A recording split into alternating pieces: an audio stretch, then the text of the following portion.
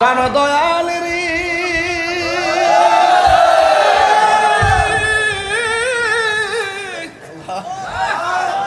গৃহস্থরা দলে দলে হাঁস মুরগি কতই পালে, সন্ধ্যা হলে ডাক দিয়ে আলোয় ঘরে। প্রাণ দয়ালের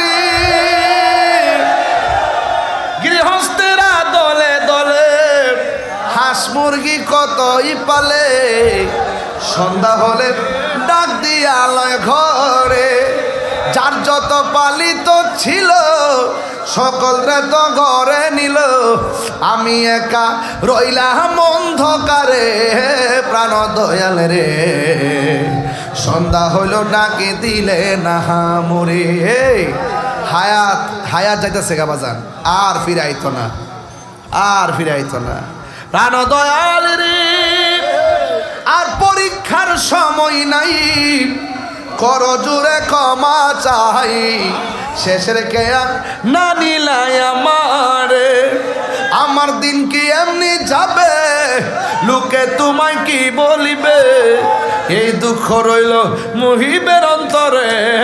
প্রাণ দয়াল রে সন্ধ্যা হইল ডাকে দিলে না মরি, সন্ধ্যা হইল ডাক দিলে না মরে।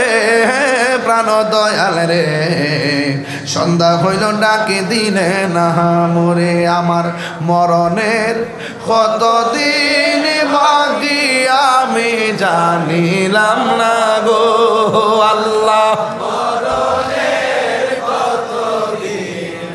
কি আমার মরণের কতদিন বাকি আমি জানিলাম না গো ও আল্লাহ। মরণের কতদিন বাকি, আর আজরাইল আসিয়া যখন হস্তে দিবা দড়ি, আজরাইল আসিয়া যখন হস্তে দিবা দড়ি, তখন আমার মনা ভাই করবা লুকা লুকি আমি জানিলাম না গো আল্লাহ।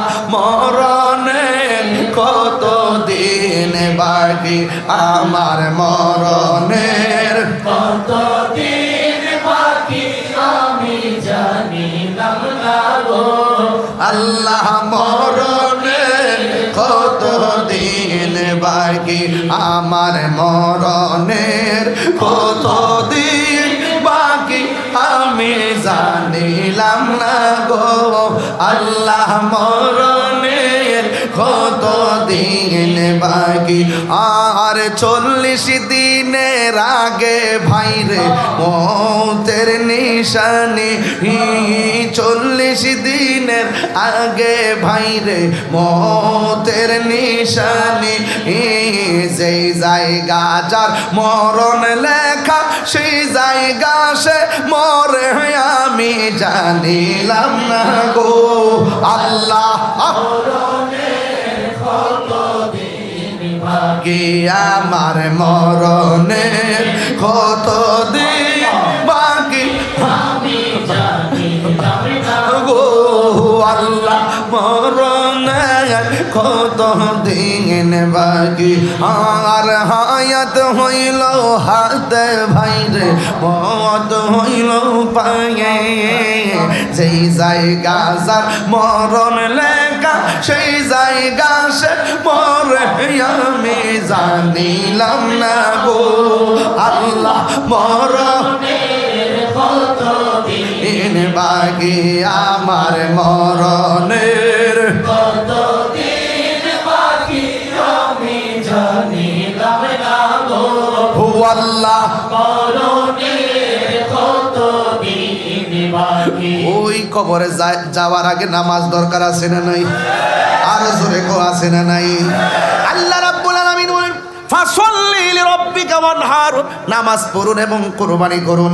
আল্লাহর হাবিব বলেন যারা বিসমিল্লাহ পড়ে ওযু শুরু করবে, ওযু শেষ করার আগ পর্যন্ত ফেরেশতারা ওযুকারীর জন্য গুনাহ মাফ চাইতে থাকে।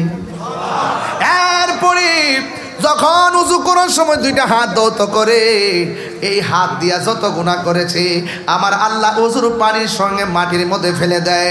এরপরে যখন গড়গড়া করে কুলি করে, কুলির পানির সঙ্গে গুনাহগুলো আল্লাহ জড়াইয়া ফেলায় দেয়। যখন মুখমণ্ডল দৌত করে তখন তার চোখের গুনাহগুলো ফেলে দেয়। যখন হাতটা দৌত করে হাতের গুনাহ ফেলে দেয়। যখন পা দৌত করে পায়ের গুনাহ ফেলে দেয়।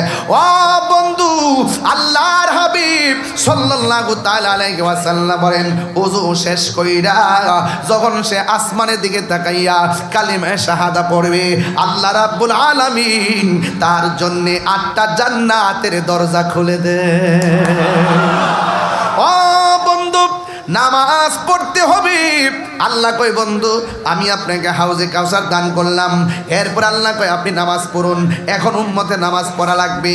শুধুমাত্র তাই নয়, আমার নবী আপনার নবী বলেন, বেনামাজি হইয়া কবরে গেলে 3টা শাস্তি অবধারিত। 1 নম্বর শাস্তি হলো ডান পাশের মাটিগুলো এক প্রান্তে চলে যাবে, বাম পাশের মাটিগুলো আরেক প্রান্তে চলে যাবে। ও মগবাজারের মা, ও আম্মা গো, সুকেজের কত কাপড় সাজাইয়া সাজাইয়া রাখলা, শেষ কাপড়টা কিন্তু সাদা কাপড়ের কাপড়। এই কাপড়ের মধ্যে কোনো পকেট নাই, এই কাপড়ের মধ্যে কোনো সেলাই নাই। ও মা, মা গো, আর কত রঙের গোড়া দৌড়াইবা, টাকা পয়সার কত জমাইবা, কবরে 1টা টাকা যাবে না, কবরে কোনো সম্পদ যাবে না গো আম্মা। তোমার কাপড় হইল 5টা, আমরার কাপড় হইল 3টা। এটাই হলো আমরার শেষ বাহাদুরি। কিন্তু ওই কাপড়টা লাগবার আগে এখনো সময় আছে, না আমাদের মুসল্লায় দাঁড়ায় যাও। ও মা, ও আম্মা গো, মা গো, সেহরির টাইম ওইটা তাহাজ্জুদের নামাজটা গলার মালা বানায় লাও, দেখবা কাম হয়ে গেছে। এই জন্য আমার নবী আপনার নবী বলেন, বেনামাজি হইয়া কবরে গেলে কবরে 3টা শাস্তি হবে। ডান পাশের মাটিগুলো এক প্রান্তে যাবে, বাম পাশের মাটিগুলো আরেক প্রান্তে যাবে রে বাবা। 2 পাশের মাটি আইসা এমন জোরে চাপ মারব রে, ডান পাশের হাড্ডিগুলো বাম পাশের হাড্ডির ভিতরে ঢুকে যাবে, বাম পাশের হাড্ডিগুলো ডান পাশের হাড্ডির ভিতরে ঢুইকা এমন ভাবে টিস্যুর মতন গুঁড়া হয়ে যাবে রে। আমার নবী কবরের প্রথম রাত্র হবে মাটির চাপা, মাটির চাপা, মাটির চাপা। ওই মানুষটা এমন জোরে একটা চিৎকার মারবো, ও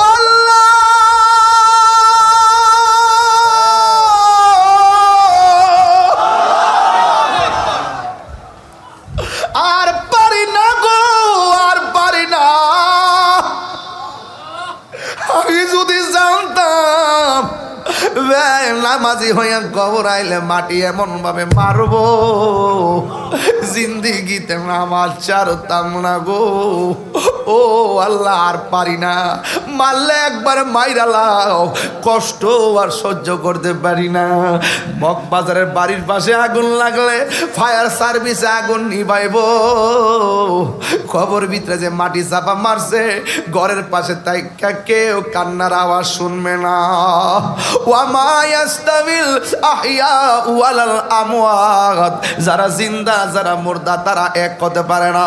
ইন্নাল্লাহা ইউসমিউ মাইয়াশা, আল্লাহ যারা ইচ্ছা করে কবরে আযাব শোনার ক্ষমতা দান করে। ওই মানুষগুলো কবরের ভিতরে এমন ভাবে কানবে, আল্লাহর ডাক দিয়া বলবে, আল্লাহ বেনামাজি হইয়া কবর আইলে যদি এমন শাস্তি জানত আর কোনোদিন নামাজ ছাড়তাম না, আবার দুনিয়াতে পাঠাও। আল্লাহ কয় না না, সুম্মা ইউমিতুকুম সুম্মা ইউহয়িকুম সুম্মা ইলাইহি তুরজাউন।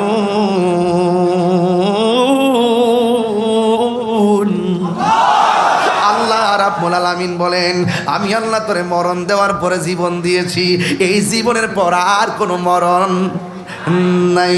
সুম্মা ইলাইহি তুরজাউন, তোমরা আমার কাছে ফিরে আসছো।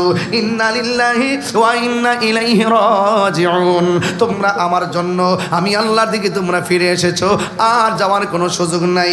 তোরে আমি সুযোগ দিছিলাম নামাজ পড়তে, নামাজ পড়লে না কেন? সুযোগ দিছিলাম রোজা রাখতে, রোজা রাখলে না কেন? সুযোগ দিছিলাম যাকাত দিতে, যাকাত দিলি না কেন? এখন আমি আল্লাহর ধরা নরম না। ইন্না বাতশা রাব্বিকা লাশাদীদ, আমি আল্লাহর ধরা অনেক শক্ত। কেন? কয় ইন্নাহু হুয়া ইউবদি ওয়া ইউঈদ, আমি আল্লাহ তোর জীবনের মালিক, আমি আল্লাহ তোর শুরুর মালিক, আমি আল্লাহ তোর শেষের মালিক। ফি আইয়ি সূরাতিম মা শাআ রাক্কাবাক, তোর চেহারাটা কেউ ডিজাইন করে নাই, তোর চেহারাটা আমি আল্লাহ ডিজাইন করেছি।